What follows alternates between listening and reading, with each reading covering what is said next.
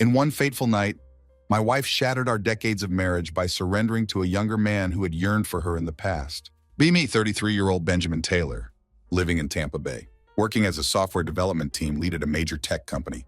Life seems perfect from the outside, making good money and living the dream. Everything changes one random Tuesday evening. First sign something's wrong isn't the missed dinners, not even the late nights, not even the locked phone she suddenly starts carrying everywhere. It's the perfume. Unfamiliar musky scent hits me when she walks past in the hallway.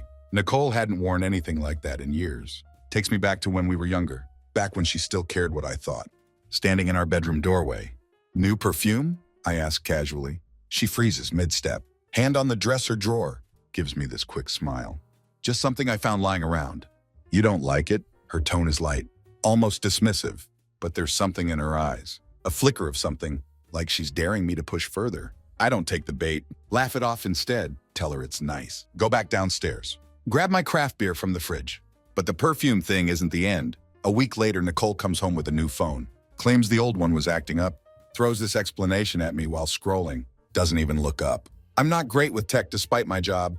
Can't really challenge her on this. But something feels off. She's weirdly protective of this new phone. Always keeping it face down. Or sliding it into her pocket the moment I walk in. I try to let it go. Tell myself I'm being paranoid.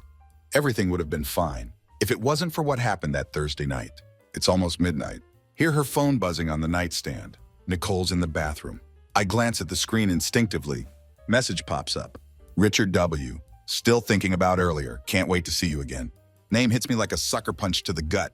Richard. The guy from her past. Haven't thought about him in years. But here he is. Very much part of my wife's present. Feel blood drain from my face. Staring at those words. Heart pounding so loud. Almost missed the bathroom door creaking open. What are you doing? Nicole's voice cuts through the silence like a knife. Sharp and cold. Snap my head up to look at her. Standing there wrapped in a towel. Wet hair dripping onto our beige carpet. Her eyes dart to the phone in my hand. Then back to my face. Who's Richard? I ask. Voice comes out low, trembling with barely contained anger. Her expression doesn't change. Not at first. Steps closer. Calmly plucks the phone from my hand, like she's taking a toy from a child. Just an old friend, she says. Tone so casual it makes me doubt what I've just seen. An old friend who can't wait to see you again. Shot back before I can stop myself. That gets a reaction. Her eyes narrow. Jaw tightens. But she doesn't stumble. He's going through a rough time, she says. Slides the phone into her pocket. I ran into him at Whole Foods a while back. We've been talking. That's it. Walks past me. Her towel brushes against my arm. Heads for the closet. I follow her. Fists clenched at my sides. You expect me to believe that? Talking about what? Your mutual love of organic food brands? She sighs loudly. Yanks a t-shirt off the hanger. God, stop being so dramatic, Ben. Not everything's some grand conspiracy. I stand there, watching her. Feel the floor beneath me shift like quicksand. Want to push harder? Demand answers. But part of me hesitates. The part that still loves her.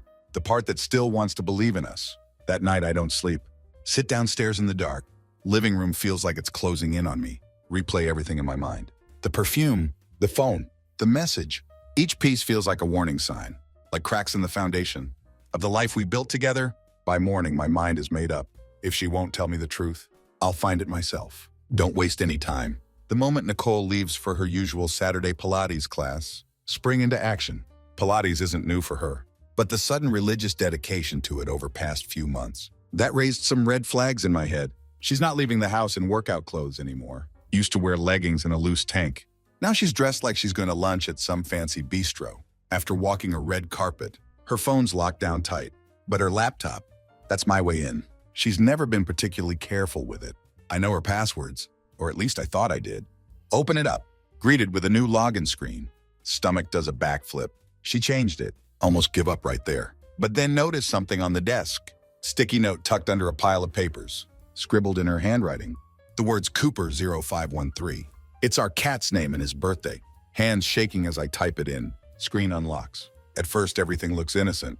Emails. Some recipes she bookmarked. Usual tabs left open from mindless browsing. Then I see it. Folder on the desktop labeled Beach Photos. Problem is, we haven't been to any beach recently. Not together, at least. Click it open. My heart stops dead. Photos aren't from any beach. They're from a hotel room. Nicole's in some of them, smiling in ways I haven't seen in years. wearing lingerie I didn't even know she owned. In others, there's a man. His face isn't visible in any pictures, but the angles are suggestive enough. Confirm what my gut's been screaming all along. Then I find the emails, buried in a folder within a folder, hidden like some digital time capsule. Exchanges long and detailed. Spans months. Richard W. reached out first, rekindling whatever spark they shared in the past. Emails started innocently enough. Life, memories, regrets, but quickly turned into something darker, explicit, intimate, plans to meet. Dates match up with her Pilates classes. Feel like all the air's been sucked out of the room. Hands are clammy, breaths shallow. This isn't just suspicion anymore. This is proof. Cold, hard, undeniable proof. When Nicole comes home, I'm waiting. Sitting in the living room, laptop open on the mahogany coffee table. She steps inside looking radiant. Refreshed, athletic bag slung over one shoulder. Doesn't even notice me at first. Good class? I ask. Voice comes out like ice. She freezes mid-step. Her smile falters. Yeah, why? I gesture to the laptop. Because I'm curious. Do they teach this in Pilates? Her eyes dart to the screen. Watch her mask slip. Panic flickers across her face. Quickly replaced by defensive glare. What the hell, Ben? She snaps, drops her bag to the floor. You went through my stuff? Don't turn this on me. Stand up. Point at the damning evidence on screen. What is this, Nicole? Who the hell is Richard? And why is he in a hotel room with you? She crosses her arms. Expression hardens like cement. I don't have to explain myself to you. If you're going to invade my privacy, maybe you should think about why I felt the need to keep things from you. I laugh. Sound comes out hollow and ugly. That's your excuse. I'm the problem? You've been sneaking around with another man, and somehow this is my fault? Her voice rises to match mine. You don't listen to me anymore, Ben. You don't pay attention. All you do is sit there day after day.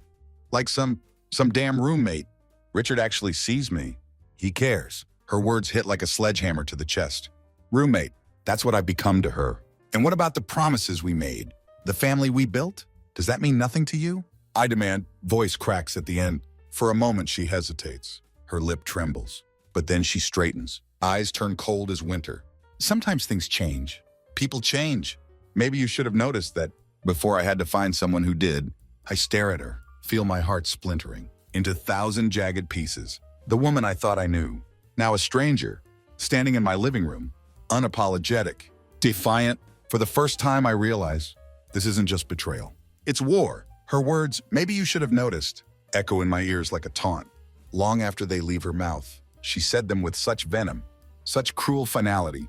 Can hardly believe this is the same woman. Spent more than 24 years of my life with. Nicole doesn't look regretful, doesn't look ashamed, just looks irritated, like I'm the inconvenience. In her otherwise perfect day, war it is, I mutter under my breath.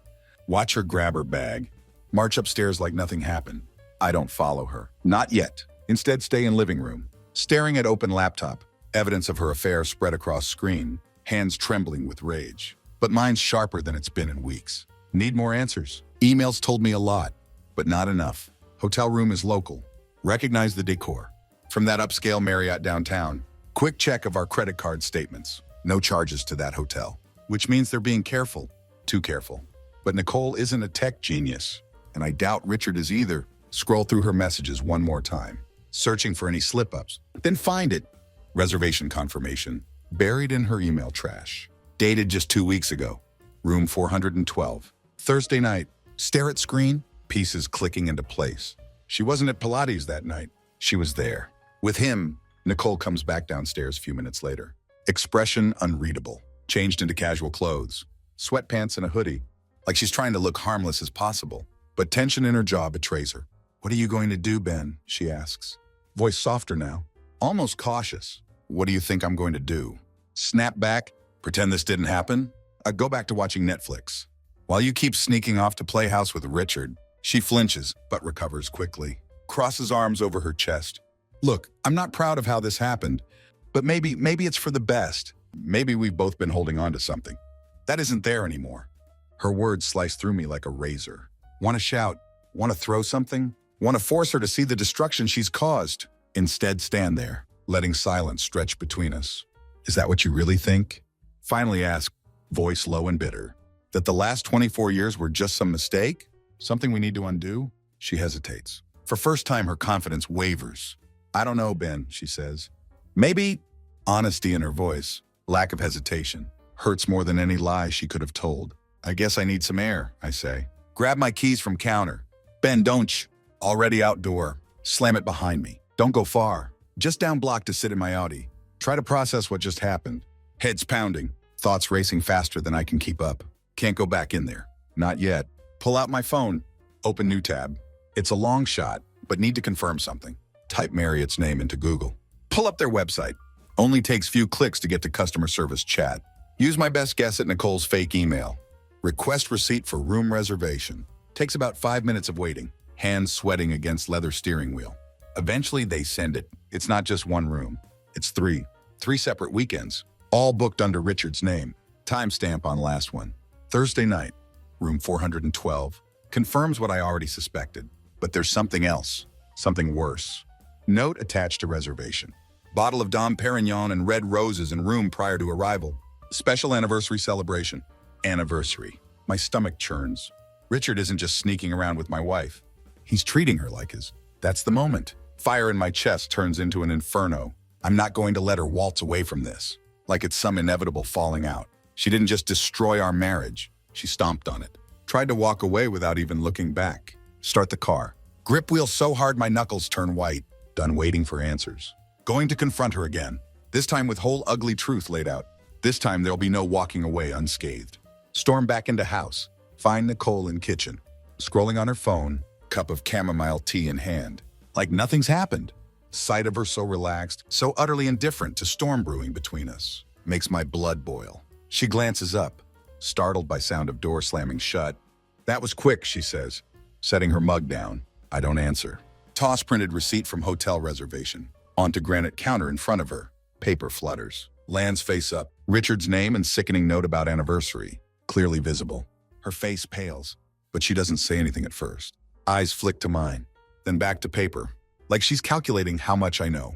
Care to explain this? I say. Voice cold and sharp enough to cut through steel. She doesn't move for a moment. Thinks she might try to deny it. But then she lets out bitter laugh. Crosses her arms. You went digging through my emails. Real classy, Ben. Her deflection hits like gasoline on already blazing fire. Classy? You're lecturing me on class, Nicole? You booked a hotel room with another man. You celebrated an anniversary with him. And you want to talk about me being out of line? She takes step back, arms still crossed. But bravado in her voice falters. Fine, you want the truth? Yes, I've been seeing Richard. And you know what? Felt good. Felt good to be with someone who actually cares about me. Her words are venomous, each one striking like viper's bite. Can't believe what I'm hearing. You think this is about care? This is about betrayal, Nicole. About lying to my face. Sneaking around, destroying everything we built like it was nothing. Her voice rises, matching mine. Everything we built? She throws her hands in air. What exactly have we built, Ben? A life where we barely talk to each other? A house that feels more like a prison than a home? Don't act like you're some saint here. Her words sting. But I'm not about to let her rewrite history. Don't twist this around. I've been here every damn day, trying to make this work. While you've been out playing house, with some washed-up high school boyfriend, her face twists in anger. But there's something else there, too. Guilt, maybe. Or regret. You don't get it, do you? Richard wasn't just some fling. He was my first love. My real love. And when I saw him again, she trails off. Looking away, like she can't bear to finish thought. The silence that follows is deafening. My chest heaves with weight of her words. First love, real love. What does that make me then? A placeholder? So that's it, I say. Voice quieter now, but no less angry. You've decided that last 24 years of marriage, of raising a family, of building a life together. None of that matters. Because Richard walked back into your life? She hesitates. Lips press into thin line. I didn't plan for this to happen, Ben. But maybe it was inevitable. Feel floor drop out from under me. Inevitable. She said it like this was some natural disaster. Something neither of us could stop. But it wasn't. This was a choice. Her choice. You destroyed us, I say. Voice shaking with anger and heartbreak. Not Richard. Not me. You did this. For a moment, she looks like she might cry. But then she hardens again, her walls snapping back into place. Believe what you want, she says, brushing past me towards stairs. But this marriage was already over. Long before Richard showed up, I stand there, frozen as she disappears upstairs. Her words echo in my head, each one a dagger in my chest. This marriage was already over. She doesn't come back down that night. I sit in living room, staring at dark TV screen, silver moonlight filtering through Venetian blinds, replaying argument over and over in my mind. Every word, every accusation, every excuse. As much as I hate to admit it, part of me knows she's right about one thing. Our marriage hadn't been perfect, but I had never stopped fighting for it. Never stopped fighting for her. Realization hits me like freight train. I had been fighting for someone who had stopped fighting for me long ago, and now I'm done fighting too. That night his house settles into suffocating silence. Sit in living room, dim glow of vintage table lamp, casting long shadows across walls. Mind is racing, but body feels like lead. Want to move, want to do something, but every time I try, feel weight of everything pressing me back into leather couch. Nicole's words echo in my head. This marriage was already over. Sheer finality of it claws at me. Woman I had built my life around had thrown our history away like it was nothing. And worst part, she wasn't even sorry. Can't sleep. By 2 a.m. find myself pacing kitchen, staring at espresso machine like it holds answers. My phone buzzes on marble counter. Text from our daughter Elizabeth. Hey dad, just checking in. You okay? Mom seemed weird when I called earlier. Stare at message. Unsure how to respond. Elizabeth's in final year of law school. Don't want to drag her into this mess. But lying feels like another betrayal. Type back. Things are rough right now, kiddo. Don't worry about me though. Focus on school. Her reply comes almost instantly. Rough how? What's going on? Don't answer. Can't. By morning I've made decision. Not going to let Nicole control narrative. If she thinks she can bulldoze through my life, she's got another thing coming. She comes downstairs around 9 a.m. Dressed casually but with that air of confidence always wears when she thinks she has upper hand. She pauses seeing me standing by kitchen table, steaming cup of French roast in my hand, manila folder on dark oak table. What's this? She asks, nodding toward folder. It's a list, I say, keeping tone even, of everything we need to figure out. If this marriage is as over as you say it is. Her eyes widen slightly, but she quickly recovers. You're serious? Dead serious. She crosses arms, leans against marble counter. And what makes you think I'm ready to do this right now? Because you made your choice, Nicole, I say, voice firmer than I feel. Now I'm making mine. I'm not going to sit here and wait for you to decide. When it's convenient for you to end this, she laughs, bitter, humorless sound. Wow, so you get to play victim and martyr all at once. How convenient. I slam coffee cup down on table. Sound echoes through room. Don't you dare, I snap. Don't you dare try to make this about me being dramatic. You lied. You cheated. You ended this. I'm just following through. Her expression falters for a moment, but she quickly masks it with anger. Fine, she says, voice cold as January morning. You want to sort this out? Let's do it. But don't expect me to grovel or beg. I won't. I nod, jaw clenched. Wouldn't expect anything less. By midday, I've contacted lawyer. Don't know if I want to file for divorce yet, but need to know my options. Nicole had stomped on our vows. While part of me wants to cling to life we'd built. Other part, the part that's tired of lies, knows I need to protect myself. Lawyer's a sharp-tongued woman named Charlotte. Doesn't sugarcoat things. If you're thinking about reconciliation, Ben, that's fine. But if she's as unapologetic as you say, you need to ask yourself what you're really holding on to. Her words stay with me. Long after I hang up phone, what was I holding on to? Memories of who Nicole used to be? Hope that she might someday regret what she'd done? Or was it just fear? Fear of starting over, after 24 years of knowing nothing else. That evening, Nicole comes home later than usual. Doesn't say where she's been. I don't ask. Instead, hand her printed schedule. Upcoming appointments with mediator. What's this? She asks, frowning at crisp paper. If we're ending this, we're doing it cleanly. Say it firmly. No messy court battles. No dragging Elizabeth into it. Just the two of us. Splitting everything as fairly as possible. Her lips press into thin line. And if I don't agree to this? I stare at her, my anger simmering just beneath surface. Then you'll see exactly how far I'm willing to go to make sure you don't walk away from this unscathed. For first time, see flicker of uncertainty in her eyes. She opens mouth to say something, but no words come. Instead grabs paper, walks out of room, leaving me standing alone in kitchen.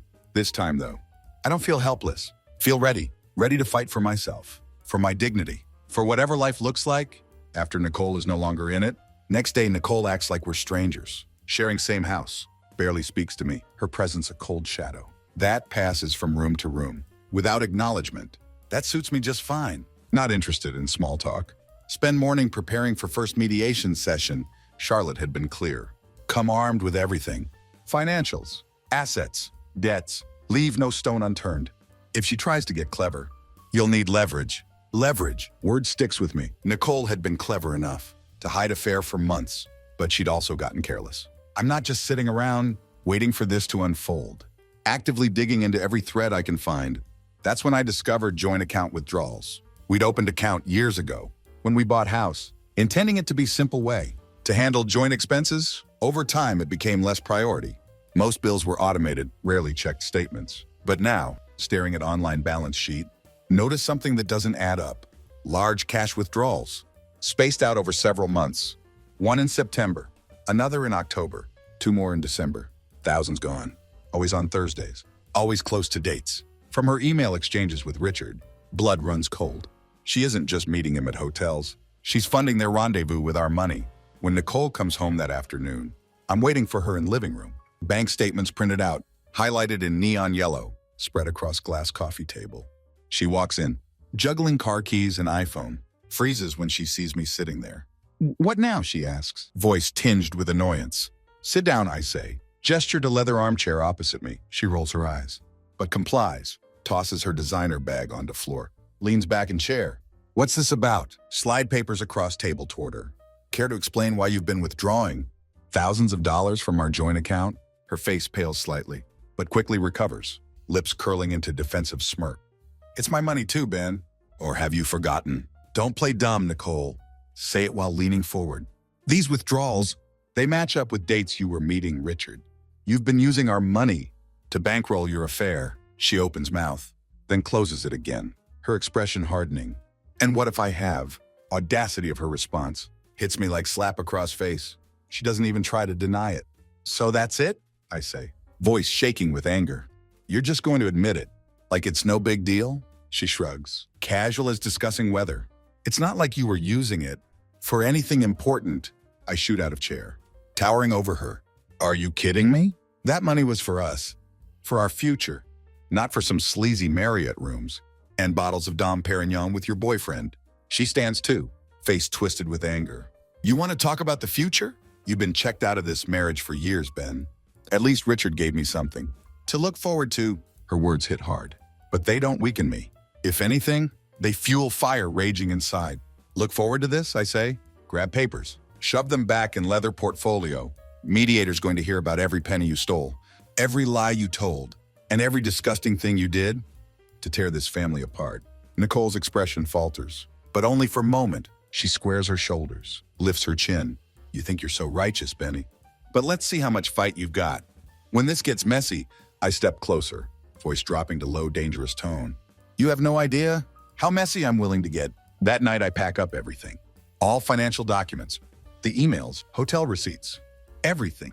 Nicole might be ready to play dirty, but so am I. As I seal black leather folder, realize something. I'm not just fighting for fair split of our life, fighting for truth to come out, for lies to stop defining me, and I'm not about to back down. Following morning, wake up with clarity I hadn't felt in months. It isn't peace, it's purpose. Nicole had pushed this too far. The lies, the cheating, the arrogance. I'm not going to let her walk away unscathed. When I arrive at Charlotte's office, she greets me with usual sharp efficiency. Sitting behind massive mahogany desk. "Let's hear it," she says, motioning for me to sit in leather chair across from her. Place folder of evidence on her desk. Slide it toward her. "Nicole's been withdrawing money from our joint account to fund her affair. Hotels, gifts, probably champagne and roses too. All on our dime." Charlotte's eyes light up, her professional detachment giving way to spark of approval. "Good. This changes narrative a lot." "How so?" I ask. Leaning forward, she taps folder. "Judges hate financial deception. In divorce cases, especially when it involves marital assets. This isn't just about infidelity anymore. It's about betrayal on deeper level. If we play this right, she'll walk away with far less than she expects." Her words are like gasoline, on fire in my chest. "Do it. Whatever it takes." Charlotte nods. "First, we'll present this during mediation. If she tries to stonewall, we'll escalate, but be prepared. When people like Nicole feel cornered, they lash out." That afternoon, mediator's office is neutral and sterile. Beige walls do little to mask tension in room. Nicole sits across from me, looking poised as ever, in silk blouse and tailored blazer. Hair pulled back in sleek chignon makes her look deceptively composed. But I see through it, her crossed arms, Slight tap of her Louboutin heel. She's nervous. Mediator is calm, unassuming man, early 60s. Gray suit perfectly pressed, begins with pleasantries, but it isn't long. Before Charlotte takes control, "We have evidence," she says, sliding leather folder onto polished oak table. Significant evidence that Mrs. Taylor has been withdrawing funds from couple's joint account to facilitate an extramarital affair. Nicole's face doesn't flinch, but her hands tighten on edge of table. "This is ridiculous," she says, voice sharp as razor. "I don't see how my personal life is relevant to this process." "It's relevant when you're using marital assets," Charlotte counters smoothly. "Your personal life is directly tied to financial split.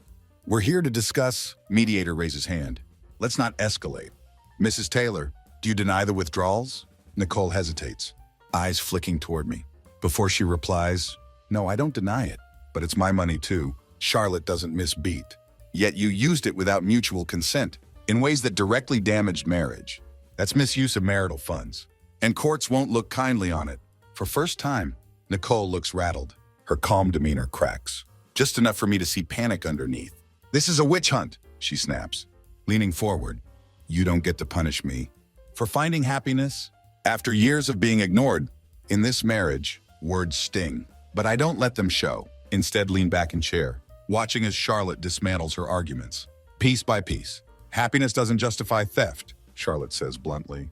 "And if this goes to court, we'll subpoena hotel records, the emails, bank statements, all of it." Nicole's jaw tightens. "You're blowing this out of proportion." "No, Nicole." I finally speak, voice steady. "You did that when you decided to use our money to cheat on me. You did that when you threw away 24 years without so much as an ounce of remorse." Her gaze snaps to mine, eyes blazing. For a moment looks like she might scream, but then she slumps back in chair, defeated. Mediator clears throat, clearly uncomfortable with tension. "Perhaps we should take short break." During break, Nicole corners me in hallway. Potted ficus trees and motivational posters make strange backdrop for confrontation. "You think you've won, don't you?" she hisses, voice low and venomous. I stare at her, unflinching. "This isn't about winning, Nicole. This is about holding you accountable." Her lips curl into bitter smile. "You're so self-righteous, Ben. But let me tell you something. You'll regret this. You think you can just walk away from 24 years like it's nothing? You think you'll come out of this unscathed?" I lean in, lowering voice. "I've already lost everything, Nicole. The difference is, I'm not the one who destroyed it." Her face twists in anger, but she doesn't respond. Turns and walks back into mediation room, shoulders stiff with tension.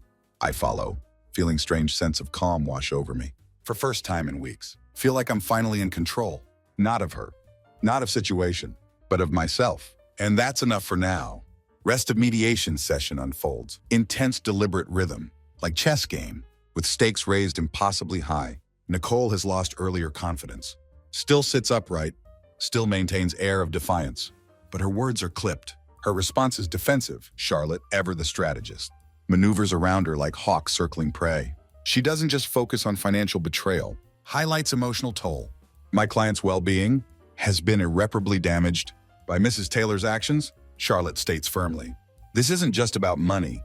It's about trust, dignity, and sanctity of 24-year commitment that she so callously disregarded. Nicole rolls her eyes. Gesture so dismissive, even mediator frowns. "Let's not act like Ben is some perfect victim," she says, voice sharp as broken glass. "Our marriage was dead long before Richard came into picture." Feel words hit me, but stay silent. Charlotte doesn't flinch either. "Regardless of how you frame it, Mrs. Taylor, your actions were deliberate and deceitful, and evidence speaks for itself." Mediator interjects, clearly trying to steer conversation back to neutral ground. "Let's focus on resolving financial disputes." He says, "We can address emotional grievances in separate setting if necessary." Nicole leans back in chair, crossing arms. "Fine, but I'm not going to sit here and let you take everything from me just because I had courage to admit I wasn't happy anymore." Courage, word burns in my chest. There was no courage in what she had done, just selfishness dressed up in excuses. Session ends with no final resolution. Mediator schedules follow-up, but clear that Nicole's composure beginning to crack. She leaves office quickly, barely glancing at me as she brushes past, heels clicking aggressively on marble floor. Charlotte stays behind to debrief me.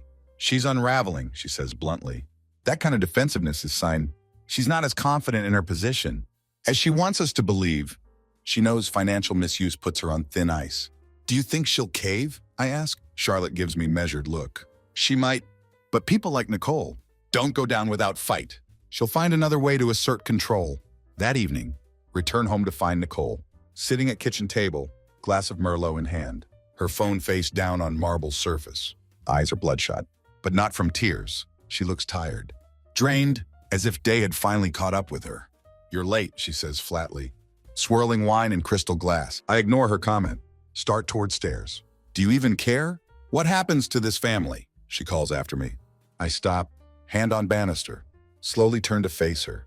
Do you? Her laugh is hollow, bitter, like winter wind. That's rich coming from you. You think this is all black and white? Don't you? I'm the villain, and your poor betrayed husband.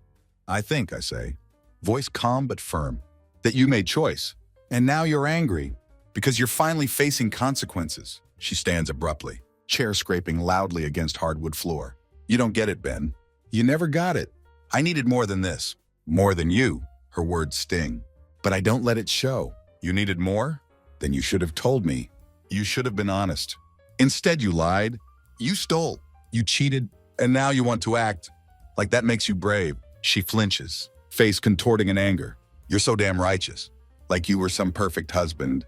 Newsflash, Ben. You weren't. You buried yourself in work. In routines. You stopped seeing me? Long time ago. I shake head, bitter laugh escaping lips. And you think Richard saw you? He saw opportunity. That's all. Words hit harder than intended.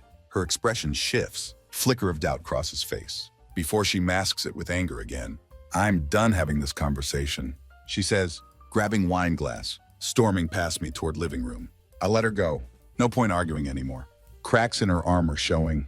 No, it's only matter of time before everything she's trying to hold together falls apart. But as I climb stairs, thought gnaws at back of my mind. Am I ready for what comes next? Because once those walls come down, there will be no turning back. Next morning, house feels colder, emptier. Nicole already gone by time I come downstairs. Her absence leaving strange void. Don't wonder where she is. No, she's with Richard. Where else would she be? After everything that came out during mediation, have half mind to track her down. Confront him too. But Charlotte's words echo in head. People like Nicole don't go down without fight. Not going to let her bait me into something reckless. Need to keep focus. Around noon, get email from Charlotte. She's filed official motion to include Nicole's financial misuse in division of assets.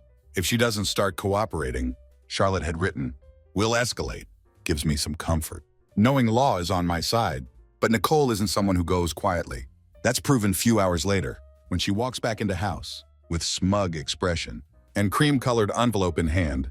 You've been busy, she says, tossing envelope onto glass coffee table in front of me. What's this? I ask, eyeing it suspiciously. Open it. I do, and stomach drops. Inside are copies of old text messages between me and coworker Sophia. Innocent exchanges about work projects, jokes, occasional venting about Nicole. But taken out of context, can see how someone might twist them. You're really reaching, I say, holding papers up. She crosses arms, leaning against doorframe. Am I? You think court won't be interested in your little side conversations? You think they won't wonder why you were complaining about me to another woman? I stand, meeting her glare. You're seriously comparing this to what you've done? To cheating, lying, and stealing? Why not? She shoots back, voice rising. You want to play victim, Ben? But you're not innocent. You've been emotionally checked out for years. And these messages prove it. I laugh, sound bitter and sharp.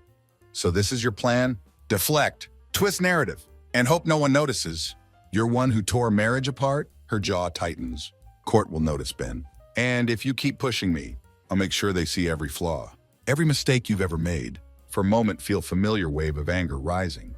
But then something shifts. See her for what she truly is. Desperate. She's grasping at anything, trying to regain control of situations slipping through fingers. You know what, Nicole? I say, stepping closer. Go ahead. Show them texts. Show them everything. You think you're only one. Who's been collecting evidence? You're one who made this ugly. And if you want to drag it into mud, I'll meet you there. Her expression falters for just a second, but it's enough. I hope Richard's worth it, I add, voice quieter, but no less cutting. Because when this is over, that's all you'll have left. She stares at me, face mixture of anger and something else. Fear, maybe. Regret? I don't need you, Ben, she says finally, voice trembling. I never did. I nod, stepping back. Then why are you still here? Words hang in air between us, heavy and undeniable. She doesn't answer, instead grabs her keys, storms out of house. For first time in weeks, feels strange sense of peace.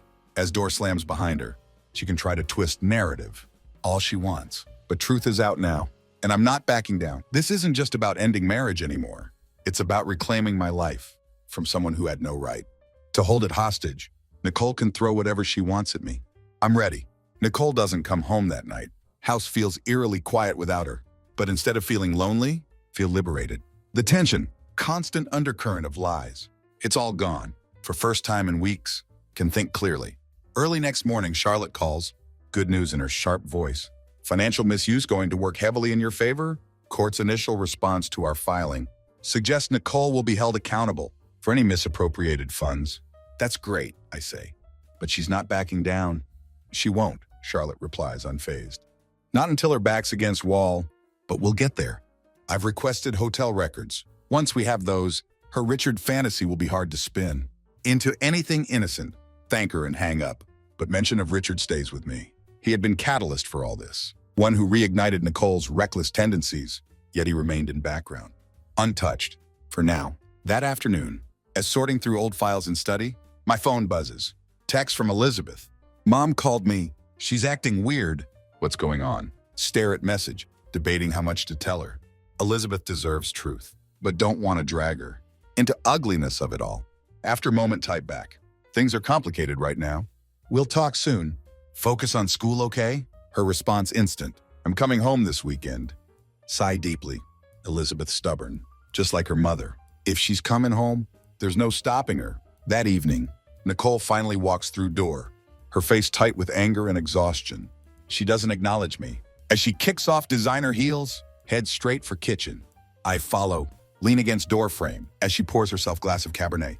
Long day? I ask, tone dripping with mock civility. She shoots me glare. What do you want, Ben? Want to know how much longer? You're going to pretend you're a victim in all this. She slams crystal glass down on counter, some Cabernet sloshing over rim. Oh, give it a rest? You're not some saint, Ben. You've been cold, distant, impossible to live with for years. And you've been dishonest, unfaithful, and selfish. Shot back. So what's your excuse for that? She opens mouth, but no words come. For first time, she looks cornered, like weight of her actions finally starting to sink in. I don't let up. You've built this fantasy around Richard, thinking he's answer to everything. But let me ask you something, Nicole. What happens when he gets tired of you? What happens when he sees you for who you really are? Her face twists in anger, but she doesn't respond. Instead, grabs wine glass, storms out of kitchen. Next morning, wake to sound of Nicole on phone, her voice low, frantic. But walls are thin enough to catch bits and pieces. I can't deal with this right now. No, you don't understand. Richard, yes, I know, but shh. Push open door to guest bedroom, where she's been sleeping. Lean against frame. She freezes mid-sentence, her eyes wide with mix of guilt and anger. Paradise in trouble? Ass crossing arms. She hangs up without another word, glaring at me like I have no right to intrude. Do you just enjoy making everything worse? No, Nicole, I say, voice calm. I just enjoy watching truth catch up to you. She pushes past me, her iPhone clutched tightly in hand, disappears down hall. By time Elizabeth arrives that weekend, cracks in Nicole's world had widened into full-blown fissures. Elizabeth doesn't waste time with pleasantries, corners me in living room, her arms crossed, expression fierce. Dad, what's going on? She demands. I sigh, gesture for her to sit down. Your mom and I are going through something. It's complicated. Complicated how? She presses. I hesitate, then decide to rip Band-Aid off. Your mom's been seeing someone else. It's been going on for a while. Elizabeth's face twists in shock and anger. Are you serious? Mom? She would never. She did, I say firmly. And now we're trying to sort through mess she left behind. Elizabeth leans back, her hands clenched into fists. Does she even care about what she's done? I don't answer. Don't need to. Silence says it all. Later that evening, Elizabeth confronts Nicole. Their voices echo through house. Cacophony of accusations and denials. How could you do this to Dad? To us? Elizabeth shouts, voice cracking with emotion. You don't understand, Elizabeth. Nicole yells back, her voice shaking. It's not that simple. It is that simple. Elizabeth fires back. each word like artillery. You destroyed everything because you couldn't deal with your own issues. That's on you. I stay out of it, listening from study. As argument rages on for first time, Nicole can't spin her narrative, can't deflect blame. Elizabeth sees through her, and there's no escape. When house finally falls silent again, feels strange sense of satisfaction. Nicole's carefully constructed facade crumbling piece by piece. And I'm not going to lift finger to stop it. Aftermath of Elizabeth's confrontation leaves house heavy with tension. Elizabeth avoids her mother like plague, spending most time with me in study or helping organize things around house. Nicole, for her part, skulks in her room or retreats to guest bedroom, where she now sleeps, nursing glass after glass of wine. Clear that her relationship with Richard is unraveling. Catch snippets of her phone conversations. Muffled pleas, bursts of anger. She thinks I can't hear, but walls are thin. You promised me, Richard, she hisses one night, voice desperate. Don't you dare back out now. Don't need to know details. Whatever fantasy she built around him, falling apart, just as Charlotte predicted. Elizabeth approaches me next morning, while having coffee at kitchen table, her hair tied back, eyes puffy but looking resolute. Dad, you need to end this, she says firmly. I sigh, setting down ceramic mug. I'm trying, Elizabeth, but it's not that simple. It is, she insists. She's not gonna stop, and you don't deserve this. File for divorce and move on. Let her deal with mess she made. Her words are gut punch. I'd spent weeks fighting, waiting to maintain some semblance of control. Some hope things could be resolved. But Elizabeth is right. There's nothing left to save. You're sure you're okay? Asks, studying her face. Elizabeth nods, her expression hard as granite. I'm fine, but I can't watch her tear you apart anymore. That evening, Nicole finally emerges. From her isolation, she looks haggard, her usually polished appearance replaced by messy bun, dark circles under eyes. She finds me in living room, sitting in my leather recliner, folder of legal documents, a mahogany side table beside me. We need to talk, she says, crossing arms over silk robe. I glance up from reading. Go ahead, she hesitates, clearly thrown off by my calm demeanor. I think we need to stop this before it gets worse. Mediation lawyers. It's not helping anyone. I raise eyebrow. You want to stop now? She nods, her tone softening. Yes, we should try to work this out. For Elizabeth, if nothing else, takes everything in me not to laugh. Work this out, I repeat, leaning back in chair. You spent months lying to me, sneaking around, using our money to cheat. You think we can just work this out? Because it's suddenly inconvenient for you? Her eyes narrow. Don't be dramatic, Ben. We've both made mistakes. No, I say firmly, standing to face her. You made this mess, and now that it's blowing up in your face, you want me to save you from fallout? I won't. Her jaw tightens, but I see panic behind her anger. You're being unreasonable. Unreasonable? I step closer, voice low. Nicole, you had everything. A family, a home, a husband who loved you, and you threw it all away for some guy who's probably halfway outdoor already. And now you expect me to pick up pieces. Not a chance. She opens mouth to respond, but no words come. For first time, she looks defeated. I've already contacted Charlotte, I say, gesturing to folder on table. Papers are ready. You want to end this? Fine. Let's end it. Next morning, Nicole tries different tactic, sits at breakfast table with Elizabeth, voice softer, tone pleading. Elizabeth, you have to understand, she begins, hands clasped in front of her, like she's praying. I didn't mean for any of this to happen. I made mistake, but I'm still your mother. I love you. Elizabeth stares at her, expression unreadable. Like looking at stranger, Elizabeth says quietly, then voice rises like thunder. You cheated on Dad. You lied to all of us. And now you're trying to act like it's just some little mistake. Do you even hear yourself? I'm trying to fix it, Nicole says, voice trembling, mascara slightly smudged.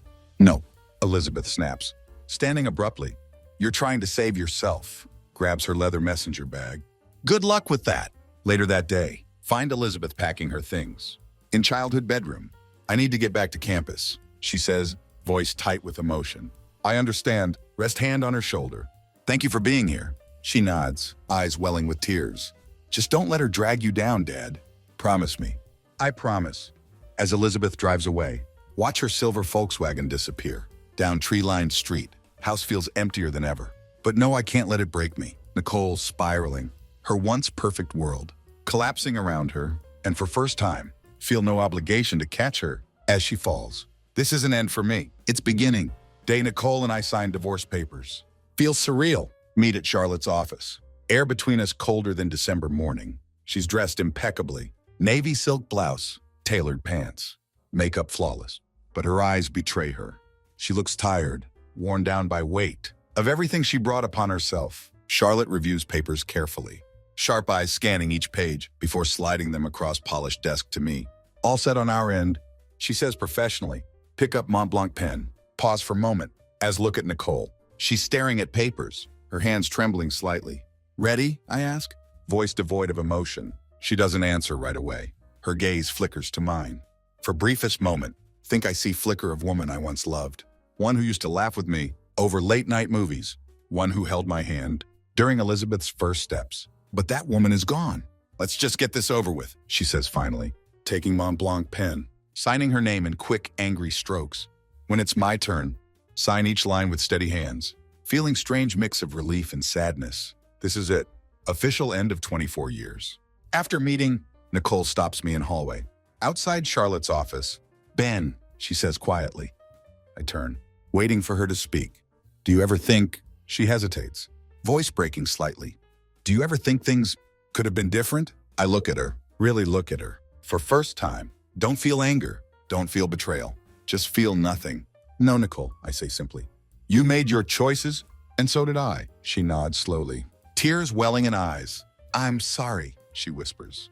But words feel hollow. Too little, too late. Without another word, walk away, leaving her standing there. Over next few weeks, begin piecing life back together. House feels empty, without Elizabeth or Nicole, but also feels like mine. For first time in years, rearrange furniture, throw out old reminders of life that no longer exists. Start making plans for future. One night while sorting through boxes.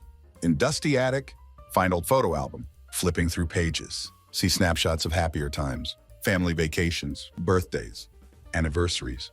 For a moment feel pang of nostalgia, but it quickly passes. Those moments were real, yes, but they're gone now, and holding on to them would only keep me trapped in past. Month after divorce finalized, Nicole moves out of town. Here through mutual acquaintances, things with Richard fizzled out, but don't feel satisfaction or pity. She's part of my life that's over. Chapter closed. As for me, focus on rebuilding, reconnect with old friends, pick up hobbies I'd long neglected, start playing guitar again, join local hiking group, even start thinking about dating. But most importantly, learn something. No matter how long you're with someone, no matter how much you think you know them, people can change.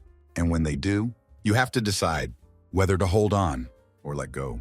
I let go, and it was best decision I ever made. Run into old neighbor Greg at hardware store. Week later, hasn't heard about split. Asks how Nicole is doing. She's not around anymore. Say it, keeping tone light. Greg raises bushy eyebrow. You okay? Think about it for a moment before nodding. Yeah, I think I am. And I was, for first time in years. Feel free, not just from Nicole, but from weight of broken relationship I'd been carrying for far too long. Elizabeth calls more often now, checking in, making plans for holidays. Life goes on, different than before, but maybe, just maybe, better than before. Looking back now, realize something: sometimes losing everything is only way to find yourself again. End of story.